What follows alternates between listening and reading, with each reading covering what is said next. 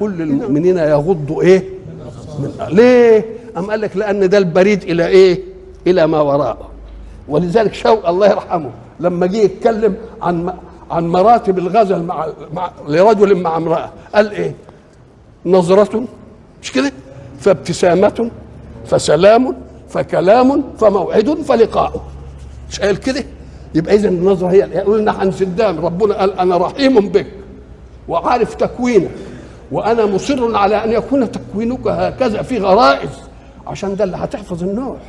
فانا عايز ارقي الغرائز ما امنعهاش، والا لو ما كنتش عايز الحكي ده ما اخلقش الغريزه دي فيه خالص.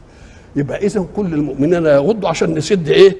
منافذ فساد الاعراض ومنافذ ان الخليفه يطلع في الخليفه ملوث، خليفه يبقى ابن زنا ابن حرام، عشان كل المجتمع يبقى مجتمع ايه؟ مجتمع طاهر، مجتمع نظيف، مجتمع ايه؟ شريف. ما فيش واحد ابدا يتعالى على واحد بانه له نسب والتاني ما لوش نسب، كلنا واحد.